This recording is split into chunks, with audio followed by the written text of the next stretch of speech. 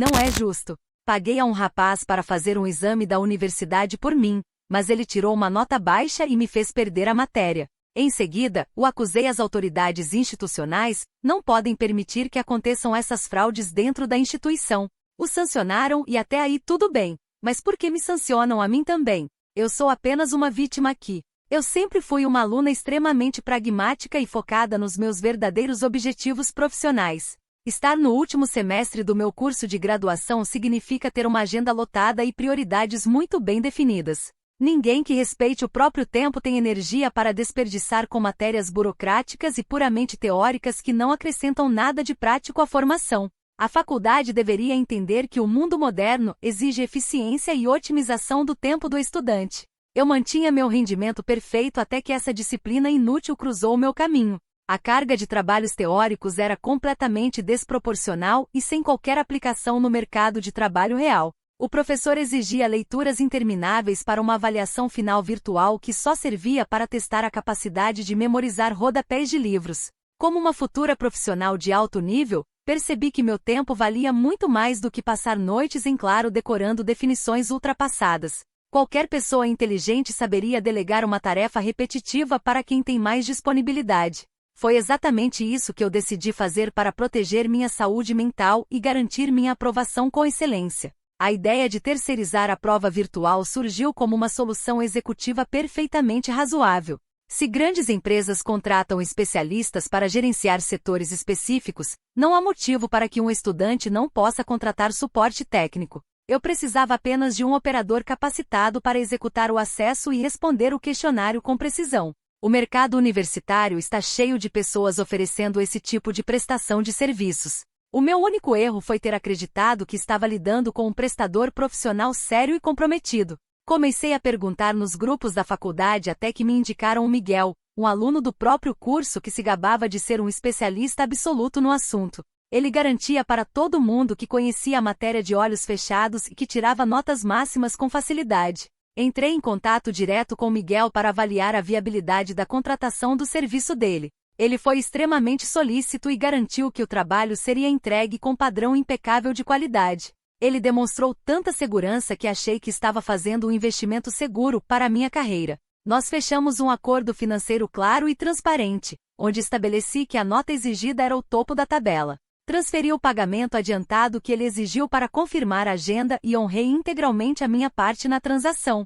Forneci minhas credenciais de acesso ao sistema da faculdade com o aviso prévio do horário exato do exame virtual. O Miguel confirmou o recebimento do dinheiro, deu ciente e disse que eu podia relaxar porque a nota 10 já era minha. Fiquei aliviada por ter contratado uma solução eficiente e fui cuidar dos meus outros compromissos pessoais. No dia e horário marcados para o teste online, verifiquei que o Miguel havia feito o login conforme o combinado. Fiquei tranquila na expectativa de ver minha média final consolidada e minha formatura devidamente garantida. Eu não tinha qualquer motivo para duvidar da competência técnica de alguém que se vendia como especialista no campus. Tratei aquele dia como uma entrega normal de um serviço contratado por qualquer cliente exigente. A minha parte como pagadora foi cumprida sem qualquer atraso ou falha de comunicação. Quando o sistema atualizou a nota final, veio a minha absoluta surpresa e indignação total diante do resultado. O Miguel tirou uma nota miserável, uma pontuação vergonhosa que destruiu toda a minha média do semestre.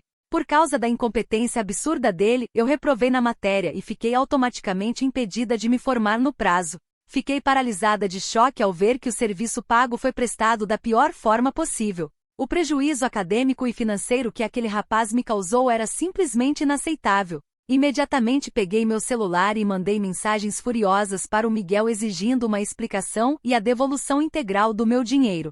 Ele teve a audácia de responder com deboche, dando risada do meu desespero e dizendo que prova é assim mesmo. Pressionei o rapaz até que ele acabou admitindo por escrito que o serviço foi feito de qualquer jeito e com pressa, mas se recusou a assumir a culpa e devolver o dinheiro.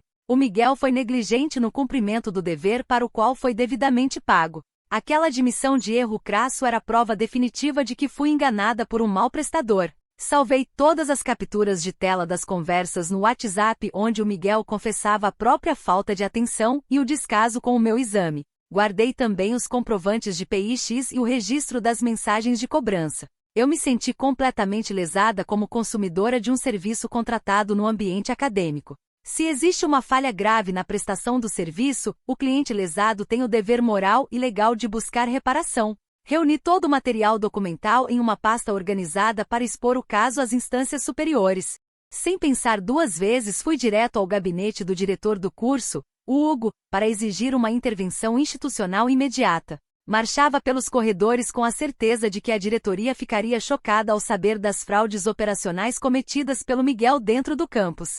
O Hugo me recebeu em sua sala e ouviu quando expliquei a péssima qualidade do serviço prestado pelo aluno. Apresentei os prints do contrato informal, a confissão irrefutável do Miguel e os comprovantes bancários do pagamento realizado. Exigi formalmente que a minha nota baixa fosse anulada e que me concedessem a pontuação máxima pelo transtorno psicológico e pelo vício do serviço.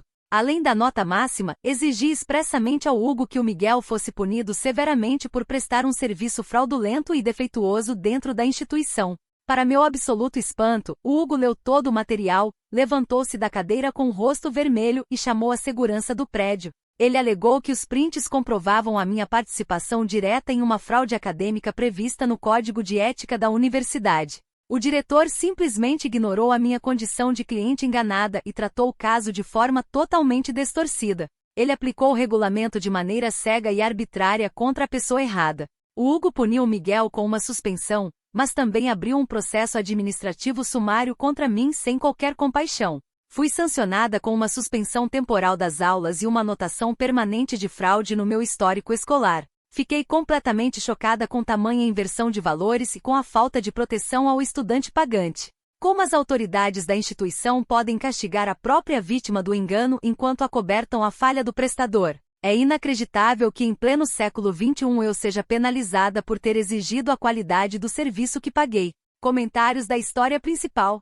Usuário anônimo diz: a guria realmente juntou os comprovantes de pagamento do suborno. Levou no gabinete do diretor da faculdade e achou que ia sair de lá com um 10 e uma medalha de cliente do mês. É muita falta de noção, não é possível. Resposta da OP: eu paguei por um serviço e exigi o padrão mínimo de entrega, algo que qualquer instituição séria deveria garantir para proteger o consumidor contra prestadores incompetentes.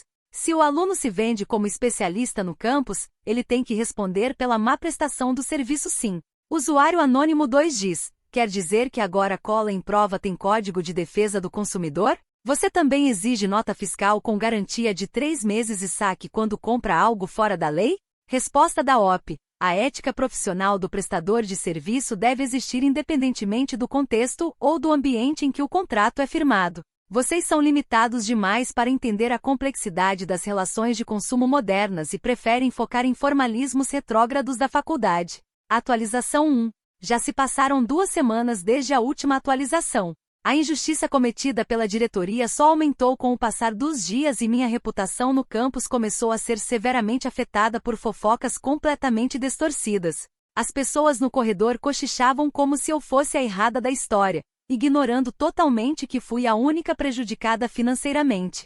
Tentei marcar reuniões amigáveis com a reitoria para esclarecer os fatos, mas fui bloqueada por secretárias burocráticas. A apatia da instituição me forçou a tomar medidas mais drásticas e visíveis. Como Hugo se recusou sumariamente a reavaliar minha suspensão e ignorou todos os meus requerimentos formais, tomei a firme decisão de protestar. Eu não podia aceitar ser tratada como vilã enquanto o verdadeiro culpado saía impune com uma simples advertência leve. Se a via administrativa oficial se recusa a fazer justiça para quem paga, a via pública se torna uma obrigação moral. Montei um plano de ação para expor a má gestão do diretor na frente de todo o corpo docente e discente. Eu precisava mostrar ao campus inteiro o absurdo que estava acontecendo naquele gabinete. Planejei o protesto para acontecer exatamente no horário de pico das aulas matutinas, quando os corredores do prédio principal ficam completamente lotados. Acordei bem cedo, preparei meu material de manifestação e fui até a faculdade disposta a defender a minha honra.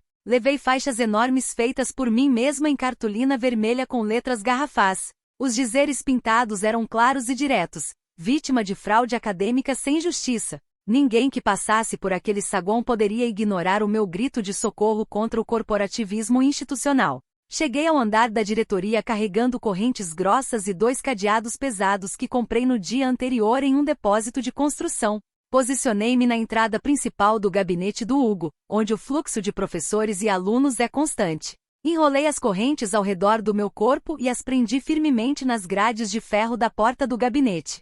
Tranquei os cadeados e joguei a chave no meio do corredor para garantir que ninguém me tiraria dali facilmente. A partir daquele momento, o gabinete do diretor estava simbolicamente bloqueado pela minha causa. A cena atraiu imediatamente a atenção de dezenas de estudantes que passavam para ir às salas de aula. Comecei a discursar em alto e bom som, detalhando todos os abusos que sofri desde que contratei o serviço defeituoso do Miguel. Expliquei que a faculdade estava acobertando um péssimo prestador e punindo a consumidora que teve a coragem de denunciar. Vários alunos pararam para filmar com os celulares, e eu fiz questão de olhar diretamente para as câmeras para registrar a minha indignação. Eu era a única voz corajosa naquele prédio disposta a enfrentar o sistema. Durante meu discurso inflamado, apresentei minhas exigências formais para encerrar a manifestação e liberar o acesso ao gabinete. Exigi publicamente que a universidade obrigasse o Miguel a pagar do próprio bolso a matrícula da matéria que terei que repetir no próximo período. Afinal, foi a falta de profissionalismo dele que me gerou esse custo financeiro adicional e totalmente imprevisto. Era o mínimo que uma pessoa com o mínimo de responsabilidade civil deveria fazer para reparar o estrago. Mas minhas exigências não paravam na questão financeira. Exigi também que a diretoria me concedesse imediatamente um diploma de honra como compensação pelo dano psicológico e pelo estresse absurdo provocado por toda essa situação. O desgaste emocional que passei ao ver meus direitos violados pela faculdade não tem preço. Um certificado de honra acadêmica seria apenas uma retratação simbólica pelo calvário que o Hugo me fez enfrentar desde a reunião inicial. Eu merecia ser reconhecida por ter suportado tanta perseguição com a cabeça erguida. O público nos corredores assistia a tudo entre risos e murmúrios de surpresa. Não demorou muito para que a equipe de segurança privada do campus fosse acionada pelos funcionários assustados do setor administrativo. 3 seguranças gigantescos se aproximaram de mim com alicates de corte e tentaram cortar as correntes à força para desocupar a entrada. Fiquei furiosa com o uso injustificado da força física contra uma aluna indefesa em pleno exercício de manifestação. Comecei a me debater contra as grades para impedir que eles me tocassem ou danificassem meu material de protesto. A truculência daqueles homens só provava que a instituição não respeita quem exige seus direitos. Quando os seguranças tentaram me segurar pelos braços, comecei a gritar em plenos pulmões para que todos no prédio pudessem me ouvir claramente. Gritei que eles estavam violando meus direitos fundamentais de consumidora acadêmica e cometendo uma agressão injustificável. Prometi alto e bom som que fecharia todo o prédio da faculdade até ser ouvida pessoalmente pelo reitor supremo da instituição. A multidão ao redor continuava gravando cada segundo daquela cena lamentável de repressão acadêmica. Eu não arredaria o pé dali enquanto a minha dignidade continuasse sendo pisoteada. O tumulto ficou tão grande que o Hugo finalmente teve que sair da sala e dar a cara a tapa no corredor. Ele apareceu acompanhado por 3 membros da comissão disciplinar da universidade, segurando pranchetas e papéis oficiais. Em vez de pedir desculpas pelo constrangimento ou se propor a negociar os termos da minha justa compensação, o Hugo manteve uma postura fria e arrogante. Ele olhou para as correntes com profundo desprezo e balançou a cabeça como se eu fosse a causadora do caos. O autoritarismo daquele homem parecia não ter limites. O diretor mandou os seguranças cortarem o cadeado imediatamente e me retirarem do local sob ameaça de uso de força policial externa. Enquanto os homens cerravam a corrente, o Hugo assinou uma folha oficial e adicionou mais uma advertência formal pesadíssima ao meu registro acadêmico. Ele justificou o ato arbitrário alegando perturbação grave da ordem e interrupção das atividades administrativas do prédio. A cada passo que eu dava para exigir justiça, a faculdade respondia com mais burocracia punitiva e violência institucional. Fui escoltada até a saída dos portões do campus como se eu fosse uma criminosa de alta periculosidade, enquanto as pessoas tiravam fotos e riam. O resultado de tentar defender meus direitos de consumidora foi acumular mais uma punição injusta no meu histórico escolar. O Hugo e sua comissão disciplinar agiram com total covardia para abafar o caso e proteger o péssimo serviço do Miguel. Mas eu não me deixaria abater por burocratas insensíveis que não entendem o valor do dinheiro e da justiça.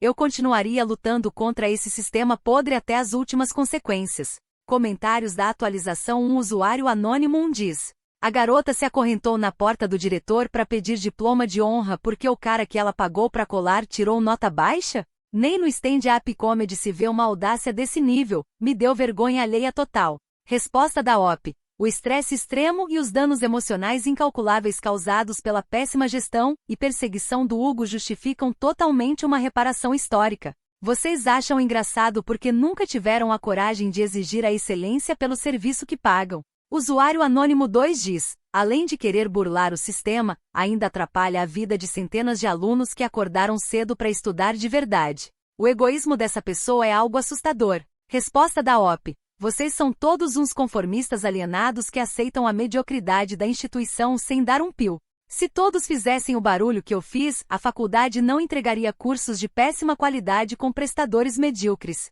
A atualização 2 já se passaram 2 meses desde a última. Fala galera! Se você chegou até aqui é porque tá curtindo o vídeo, né? Então dá aquela força pro galã, se inscreve aqui no canal agora mesmo! Eu adoraria bater a nossa grande meta de 1000 inscritos e você faz toda a diferença pra gente chegar lá. Conto com vocês, hein? Valeu! Uma atualização, visto que a faculdade se mostrou completamente corporativista e cega para os meus direitos, percebi que a via acadêmica estava contaminada. Eu não podia deixar um crime comercial claro ficar impune dentro de um ambiente que se diz educacional. Era hora de levar o assunto para instâncias policiais de verdade, onde a lei de proteção ao cidadão deve prevalecer. Eu tinha certeza absoluta de que um delegado de polícia saberia enxergar a fraude financeira que sofri. Fui até a delegacia de polícia do meu bairro decidida a formalizar uma denúncia criminal pesada contra o Miguel pelo crime de estelionato. Levei todos os extratos bancários, mensagens de texto e comprovantes de transferência que guardei religiosamente. Sentei-me diante do agente de plantão e expliquei com detalhes minuciosos como Miguel pegou meu dinheiro prometendo um resultado e entregou um fiasco total. Argumentei que a conduta dele se enquadrava perfeitamente em obter vantagem ilícita induzindo alguém em erro. O agente anotou os dados iniciais e marcou uma audiência de conciliação preliminar com as partes. Passei os dias seguintes me preparando mentalmente para encarar o Miguel diante da autoridade policial e ver o desespero no rosto dele. Eu estava convicta de que o ambiente solene de uma delegacia faria aquele rapaz engolir o deboche e devolver cada centavo corrigido. No dia agendado para a mediação, cheguei cedo à delegacia usando minhas melhores roupas para demonstrar meu profissionalismo e seriedade. O Miguel chegou acompanhado de um advogado e parecia visivelmente desconfortável ao me ver na sala de espera. A justiça finalmente parecia estar engrenando a meu favor. Entramos na sala de audiência e nos sentamos diante do delegado encarregado do caso para dar início ao depoimento formal. Apresentei minha versão dos fatos enfatizando a quebra de confiança contratual e o prejuízo direto à minha vida acadêmica. Quando o delegado deu a palavra ao Miguel para se defender da acusação de estelionato, ocorreu um absurdo inacreditável que me deixou sem ar. O rapaz abriu a pasta dele, tirou o celular e confessou abertamente na frente da autoridade que nunca fez a minha prova virtual. A verdade por trás do fracasso do meu exame era muito mais sinistra e maldosa do que eu imaginava. O Miguel mostrou ao delegado uma sequência chocante de conversas provando que ele havia subcontratado o trabalho de fazer a minha prova para um terceiro. Esse terceiro era nada mais, nada menos do que o meu ex-namorado, de quem eu tinha me separado há alguns meses em termos bastante conturbados. O Miguel repassou o meu login e senha para ele sem a minha autorização expressa ou consentimento. Ele usou os meus dados confidenciais como se fossem moeda de troca no mercado paralelo de provas. Aquela revelação fez meu sangue ferver de tanta raiva na sala de reunião. Descobri ali mesmo que o meu ex-namorado aceitou a tarefa de propósito apenas para errar todas as questões de maneira deliberada. Ele fez isso com o único objetivo doentio de me fazer reprovar na matéria como uma forma fútil de vingança pelo nosso término. Eu fui vítima de uma conspiração sórdida e articulada entre um prestador incompetente e um ex-namorado ressentido. Ficou claro que a nota baixa não foi um mero acidente, mas sim uma sabotagem planejada contra a minha carreira. Mas a postura do Miguel durante essa confissão conseguiu ser ainda pior. Em vez de o Miguel assumir a responsabilidade direta por ter repassado meu acesso privativo a um terceiro não qualificado e vingativo, ele tentou se fazer de intermediário inocente. Ele alegou cinicamente ao delegado que não tinha culpa se o subcontratado agiu de má fé e que ele apenas gerenciava a demanda. O rapaz achou que lavaria as mãos transferindo a responsabilidade da execução para outra pessoa sem o meu conhecimento. Ele agiu com total mau caráter ao terceirizar um serviço que eu paguei para ele executar pessoalmente. A cara de pau daquele garoto não tinha limites.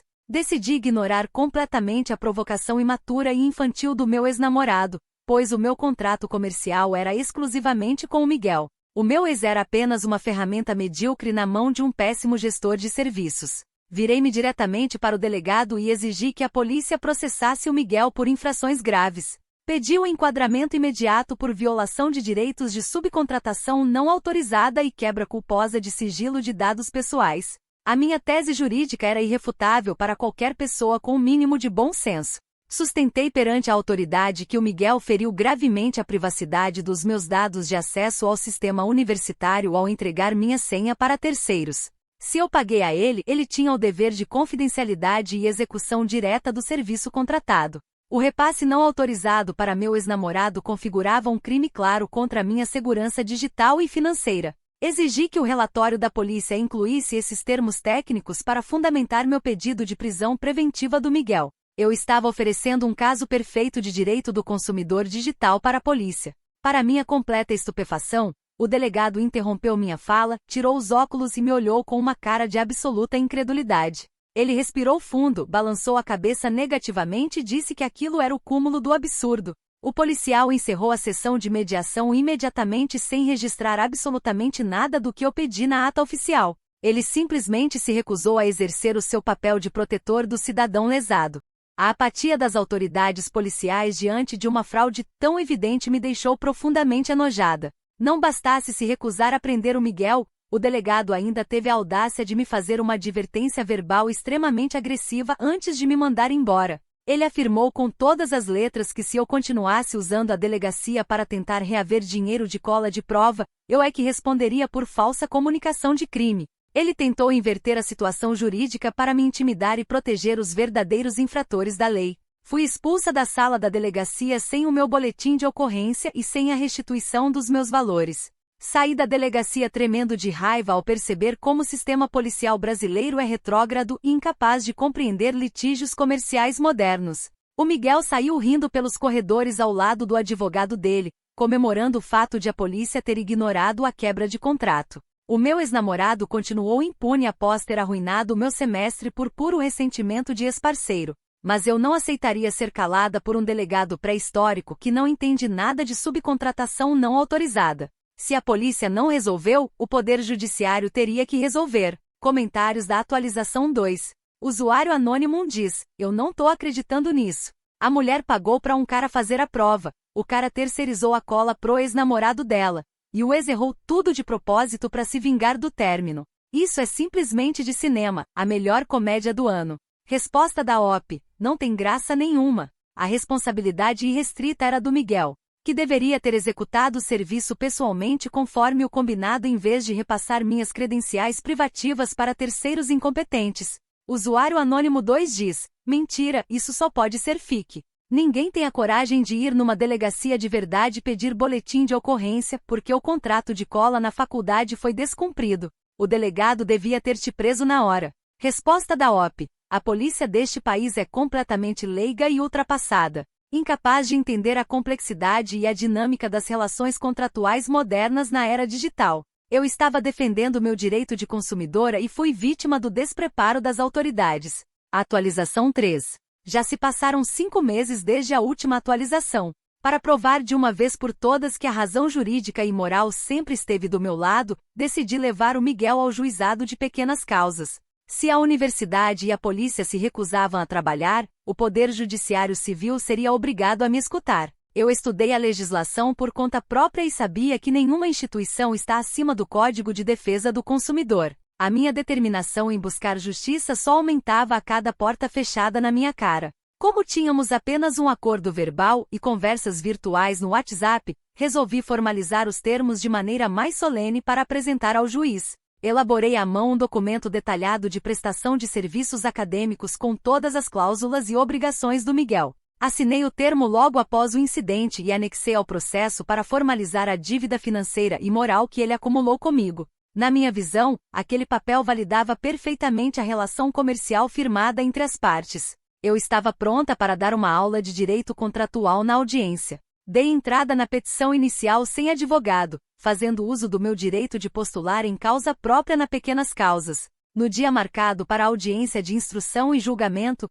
apareci no tribunal carregando uma estrutura completa de apresentação. Eu não deixaria o caso ser tratado como uma mera discussão fútil de corredor de faculdade. Levei comigo uma mochila pesada contendo um projetor portátil de alta definição e um megafone profissional. Eu pretendia fazer uma exposição impecável dos fatos para convencer o magistrado. Entrei na sala de audiência com a firmeza de quem está prestes a fazer história na jurisprudência nacional. O Miguel estava lá com o mesmo advogado de antes, com uma cara de deboche que me dava ânsia de fofoca. Sem pedir licença ao juiz, tirei o projetor da bolsa e liguei o aparelho na tomada mais próxima da mesa. Apontei o canhão de luz diretamente para a parede branca localizada atrás da bancada do magistrado. Aquela seria a maior e mais detalhada sustentação oral que aquele tribunal já tinha visto. O juiz e o conciliador olharam para minha parafernália tecnológica com rostos de absoluto choque e espanto. Comecei a projetar na parede os prints gigantescos das conversas de WhatsApp em alta resolução para constranger o Miguel publicamente. Mostrei as telas onde ele prometia nota máxima, os comprovantes de PIX e os desabafos sobre o erro cometido. O contraste das mensagens iluminava a sala inteira de forma dramática e incontestável. Eu estava mostrando com provas visuais indiscutíveis que houve falha grave na entrega do produto contratado. Antes mesmo de o juiz abrir a boca para me mandar desligar o equipamento, iniciei meu discurso doutrinário preparatório. Expliquei em voz alta por que as leis modernas de proteção ao consumidor deveriam se aplicar integralmente ao mercado emergente de suporte acadêmico. Argumentei que o estudante é a parte hipossuficiente e vulnerável na relação de compra de gabaritos e exames digitais. Defendi que a má prestação do serviço por parte do operador gera o dever de indenizar por perdas e danos.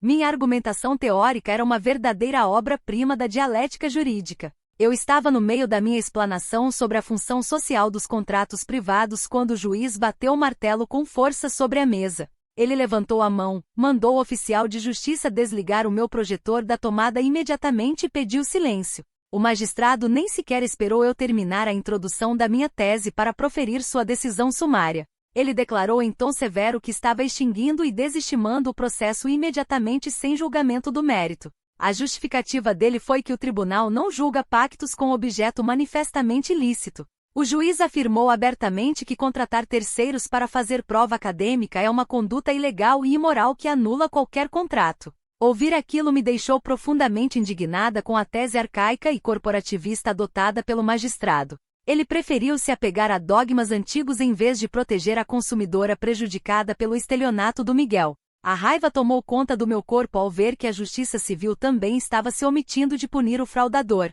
Eu não podia aceitar ser calada e humilhada daquela maneira sem redefinir os limites do protesto. Instintivamente meti a mão na minha mochila e tirei o meu megafone profissional de alta potência. Liguei o aparelho na potência máxima bem na cara do juiz e dos advogados presentes na sala. O bip estridente do megafone ecoou pelas paredes do tribunal, fazendo todos levarem as mãos aos ouvidos de susto. Comecei a protestar aos gritos dentro da sala de audiências, usando o amplificador para garantir que minha voz atravessasse os corredores do fórum. A minha indignação não seria abafada por um martelo de madeira. Usei o megafone para acusar o juiz em alto e bom som de ser abertamente cúmplice de fraudes comerciais e corporativismo educacional. Gritei que o judiciário brasileiro estava podre por defender caloteiros incompetentes como Miguel enquanto massacrava estudantes pagantes.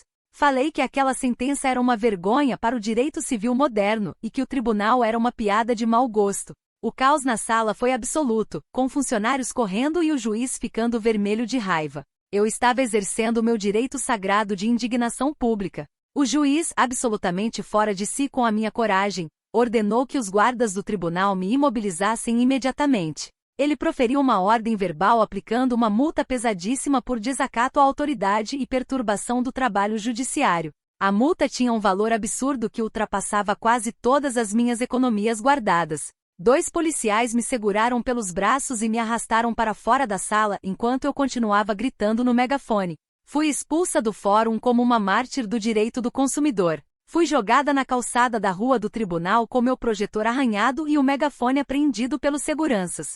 O resultado da minha busca por justiça nas pequenas causas foi uma multa judicial astronômica e mais uma humilhação pública injusta. O Miguel saiu do prédio rindo ao lado do advogado dele, comemorando o fato de a lei ter protegido a sua incompetência contratual. Mas mesmo falida e multada, a minha consciência permanecia absolutamente limpa. O sistema judiciário é que se mostrou retrógrado, cego e incapaz de aceitar a evolução das relações digitais. Comentários da atualização 3. Usuário anônimo diz: levar projetor de slide e megafone pro juizado de pequenas causas para tentar dar aula de direito pro juiz sobre contrato de cola. É o mico mais espetacular que já vi na história desse país. Parecia um circo ambulante. Resposta da OP. O sistema judiciário deste país é extremamente retrógrado e simplesmente não está preparado para debates jurisprudenciais avançados sobre novas relações de consumo. Vocês preferem rir do que encarar a mediocridade das instituições? Usuário anônimo 2 diz: uma vez eu tentei discutir com um guarda de trânsito achando que tinha razão e levei uma multa dupla. Aprendi a lição na hora, mas parece que essa aí prefere pagar fortuna por desacato do que admitir que errou. Resposta da OP. Essa multa pesadíssima foi apenas uma tentativa desesperada e truculenta da elite acadêmica e jurídica de silenciar a minha voz corajosa. Dinheiro nenhum vai apagar o fato de que eu fui a única que teve coragem de expor a verdade. Atualização 4. Já se passaram 12 meses desde a última atualização. A minha trajetória universitária foi completamente devastada pelas decisões autoritárias do Hugo e da diretoria do curso. Fui expulsa de forma definitiva e sumária da universidade devido aos constantes protestos, acusações formais e altercações públicas. As autoridades acadêmicas preferiram me varrer para fora do campus a ter que encarar a péssima qualidade dos seus serviços. A minha expulsão foi decretada em uma reunião secreta sem que me dessem o direito adequado de defesa. Como meu histórico escolar ficou manchado para sempre com uma anotação permanente de fraude e expulsão disciplinar, todas as portas se fecharam. Tentei transferência para mais de 10 faculdades presenciais sérias na minha região e fui rejeitada em absolutamente todas. Os diretores olhavam meu histórico com preconceito e me tratavam como se eu fosse uma ameaça à instituição. Nenhuma faculdade tradicional quis me aceitar por causa da marca injusta que o Hugo deixou no meu nome. O corporativismo universitário é uma rede destruidora de sonhos. A única alternativa que me restou para tentar aproveitar alguma matéria e não perder o diploma foi me matricular em um instituto online não credenciado. A instituição opera em uma plataforma precária da internet e nem sequer possui reconhecimento oficial do Ministério da Educação. As aulas são gravadas e o material didático é incomparavelmente inferior ao que eu costumava ter. Sou obrigada a estudar em um ambiente marginalizado apenas para ter o direito de dizer que concluí o ensino superior. Essa é a triste realidade de quem ousa desafiar o sistema. Minha situação financeira também colapsou totalmente ao longo desse ano de batalhas perdidas. Perdi todas as minhas economias de uma vida inteira pagando as multas judiciais astronômicas por desacato impostas por aquele juiz insensível. Gastei todo o dinheiro que guardava para abrir meu próprio negócio com custos cartorários e taxas administrativas. Hoje vivo no limite financeiro, dependendo de pequenos bicos para conseguir pagar a mensalidade do Instituto Virtual. Todo o meu patrimônio foi drenado por um sistema punitivo que protege caloteiros. Para piorar o quadro, tornei-me o motivo oficial de piada e chacota entre todos os meus antigos colegas de turma do campus. Eles criaram figurinhas de WhatsApp com as minhas fotos do protesto e espalharam os vídeos da minha expulsão em grupos da faculdade. Pessoas que se diziam minhas amigas hoje atravessam a rua quando me veem para não ter que falar comigo. O linchamento social que sofri destruiu a minha vida comunitária e a minha rede de contatos profissionais. Fui transformada no fantasma do campus por ter exigido justiça. Diante de tanto isolamento e perseguição, decidi transformar a minha indignação em uma causa pública nas redes sociais. Gravo vídeos diários na minha conta pessoal sustentando que sou uma verdadeira mártir da educação livre e do consumo acadêmico. Uso a minha câmera para expor cada detalhe da podridão das faculdades tradicionais e do sistema judiciário. Meus vídeos recebem milhares de comentários de ódio, mas eu não me importo nem um pouco com o julgamento alheio. A minha missão de vida agora é alertar outros estudantes sobre as armadilhas do sistema. Tenho a convicção absoluta e inabalável de que a universidade se aliou em um pacto secreto com o Miguel e com o meu ex-namorado. Eles se uniram em uma grande conspiração institucional só para não admitir publicamente que me venderam uma prova com defeito e sem garantia. O Hugo preferiu me expulsar do que reconhecer que o campus abriga uma rede de má prestação de serviços não regulamentada. O meu ex-namorado e o Miguel comemoraram juntos a minha ruína, provando a canalice de ambos. Eu fui a vítima escolhida para ser sacrificada no altar da hipocrisia acadêmica. A verdade é que a faculdade não suportou ver uma aluna forte e consciente cobrando seus direitos básicos de consumidora. Se você paga por um produto ou serviço dentro do ambiente universitário, você tem o direito sagrado de receber algo com padrão de excelência. Quando Miguel me entregou uma nota reprovatória, ele violou a cláusula mais elementar de qualquer transação comercial civilizada. A instituição deveria ter me indenizado e me concedido o diploma de honra como reparação pelo transtorno. Em vez disso, agiram como uma máfia para proteger o prestador incompetente. Olho para trás e reflito sobre tudo o que perdi nesse processo, mas não sinto um milímetro de arrependimento pelo que fiz. Continuo com a certeza absoluta de que nunca cometi infração alguma ou descumpri qualquer regra ética razoável. A minha postura foi a de uma cliente exigente, corajosa e convicta dos seus direitos mais fundamentais. Se o mundo prefere viver na ilusão de que contratos acadêmicos não existem, o erro está no mundo e não em mim. A minha consciência é leve como a de uma injustiçada que lutou até o fim. O grande problema da sociedade atual é que as pessoas recusam categoricamente a aceitar os direitos básicos de quem paga por um serviço. O consumidor é sempre tratado como o elo fraco que deve aceitar qualquer lixo que lhe é entregue sem reclamar. Eu me recusei a ser essa consumidora passiva e paguei um preço altíssimo por ter uma espinha dorsal ereta. A minha história serve como um espelho assustador de como o sistema esmaga quem tem a coragem de levantar a voz.